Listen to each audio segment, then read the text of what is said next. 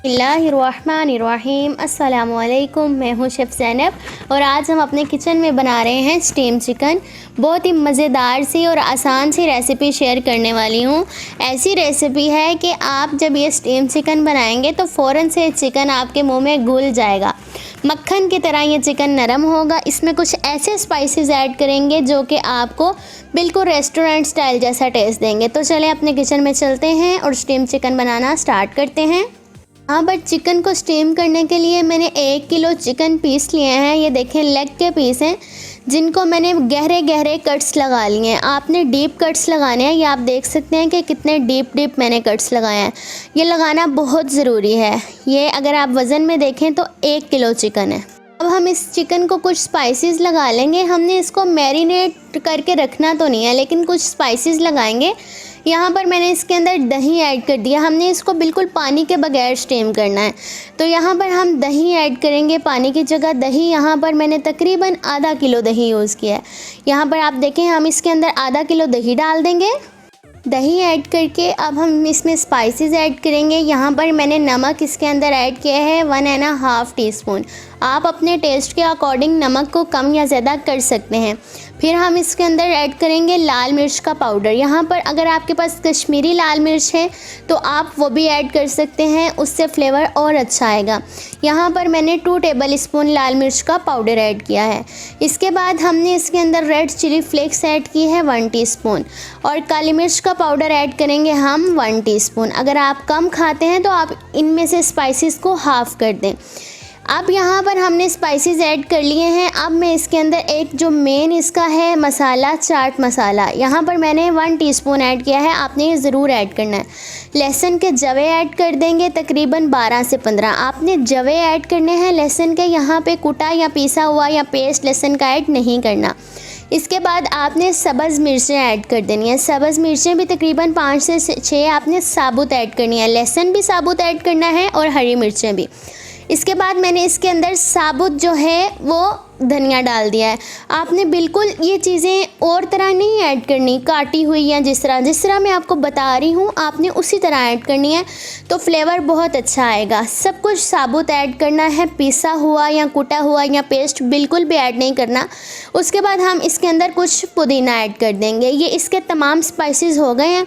Mix भी करने की ज़रूरत नहीं है, कोई मिक्सिंग नहीं करनी, सब कुछ हम इसका स्टीम में कर लेंगे। ये हमने सारे स्पाइसेस इसके अंदर ऐड कर दिए हैं। एंड में हम इसके अंदर 2 table spoon cooking oil add करेंगे। अगर आप इसको डाइट प्लान में यूज़ करना चाहें तो कर सकते हैं, तो ऑयल को स्किप कर दें। ऑयल के बगैर आप इसको स्टीम कर लें। अब हम इसको स्टीम करने के लिए एक प्रेशर ले लेंगे और सारे का सारा चिकन इसके अंदर ऐड कर देंगे। देखें मैंने आपको कहा था ना मिक्स करने की ज़रूरत नहीं है। हमने इसको मिक्स नहीं करना, खुद ही सारा इसके अंदर मिक्स हो जाएगा। सारा चिकन प्रेशर के अंदर ऐड कर देंगे और सारा मसाला स्पाइसेस ऐड कर दिए, सब कुछ कर दिया। प्रेशर में डाल के हम इसको अच्छी तरह से मिक्स कर लेंगे। आपने इसको मिक्स करना है सारे मसालों को और जो चिकन है चिकन के पीसेस को बराबर कर देना है। यहाँ पर मिक्स कर लेना है आपने ताकि मसाला सब के अंदर एक जैसा मिक्स हो जाए। इसी दौरान जनाब अगर आप चैनल पे नए हैं और आपने चैनल को सब्सक्राइब नहीं किया तो जल्दी चैनल को सब्सक्राइब करके बेल आइकॉन को प्रेस कर लीजिए। ये देखें इसमें ये जो हमने दही ऐड किया है इसी का ही पानी बनेगा और इसी में स्टीम होगा। हम इसको तकरीबन 2 से 3 मिनट के लिए हाई फ्लेम करके तकरीबन 2 से 3 मिनट हमने इसको वेट लगवा लेना है, यानी कि सीटी चलानी है। तो ये देखें 2 से 3 मिनट सीटी चलाने के बाद ये इस तरह हो गया। अब हम इसको लो फ्लेम पे पकाएंगे तकरीबन 25 से 30 मिनट, जिसमें ये स्टीम हो जाएगा। 25 से 30 मिनट के बाद मैं आपको मिलती हूँ।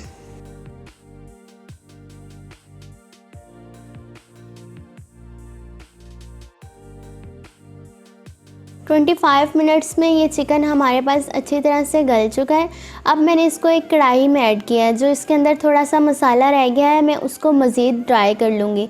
ये देखें मैं यहाँ पर कढ़ाई में ऐड कर रही हूँ। कढ़ाई में ऐड करके हमारे पास जो इसका नीचे मसाला है वो भी हमने इसके अंदर सारा ऐड कर देना है और आपने इसको ड्राई कर लेना है। अगर आप फुल ड्राई पसंद करते हैं तो फुल ड्राई कर लें। अगर आप इसके अंदर हल्का हल्का सा मसाला रखना चाहते हैं तो वो भी रख सकते हैं, ये आपकी मर्ज़ी है। देख सकते हैं ना कि इसके अंदर अभी भी यहाँ पर हल्का हल्का पानी है। अब हम इसको ड्राई कर लेंगे। ڈرائی آپ نے اگر آپ کرنا چاہیں تو کر سکتے ہیں، لیکن آپ تھوڑا سا ضرور کریے گا، اتنا زیادہ اس کا پانی اچھا نہیں لگتا۔ اگر آپ ہلکا ہلکا مسالہ رکھنا چاہیں تو رکھ سکتے ہیں۔ تو یہ آپ دیکھیں کہ میں نے یہاں پر اس کو کچھ ڈرائی کر لیا ہے، مسالہ سا بن گیا ہے، ایک گریوی سی بن گئی ہے۔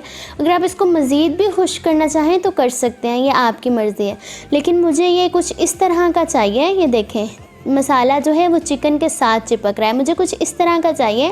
یہ میرے پاس اسٹیم چکن ریڈی ہو گیا ہے۔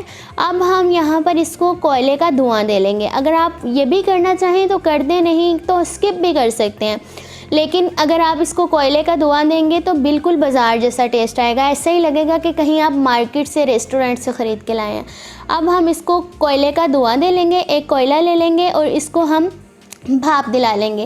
یہاں پر میں نے ایک کٹوری رکھ دیا اور اس کے اندر بھاپ دلایا ہوا کوئلہ رکھ دیں گے۔ کوئلہ رکھ کے ہم اس کے اوپر تقریباً 1 ٹی اسپون جو ہے کوکنگ آئل ایڈ کر دیں گے۔ آئل ایڈ کرنے سے نا اس کا دھواں، یہ دیکھیں جس طرح آپ دھواں نکلا نا یہ پھیل جائے گا۔ آپ نے اس کے اوپر فوری اس کا ڈھکن رکھ کے اس کو کور کر دینا ہے۔ ساری کی ساری اس کی خوشبو اس مسالے کے اندر، اس چکن کے اندر چلی جائے گی تو ہمارا مزیدار سا اسٹیم چکن ریڈی ہو جائے گا۔ تو جناب یہاں پر ہمارا مزیدار سا اسٹیم چکن ریڈی ہو گیا ہے۔ آپ دیکھ سکتے ہیں کہ اس کا کلر کتنا خوبصورت آیا ہے اور کتنا اچھی طرح سے گل گیا ہے، دیکھ کے کتنا خوبصورت لگ رہا ہے، اتنا ہی یہ کھانے میں مزیدار ہے۔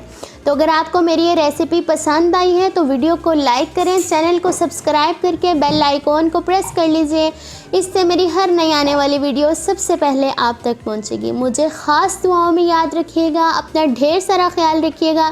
ملوں گی آپ سے اپنی نئی ریسیپی میں، اجازت دیجیے، اللہ نگہبان۔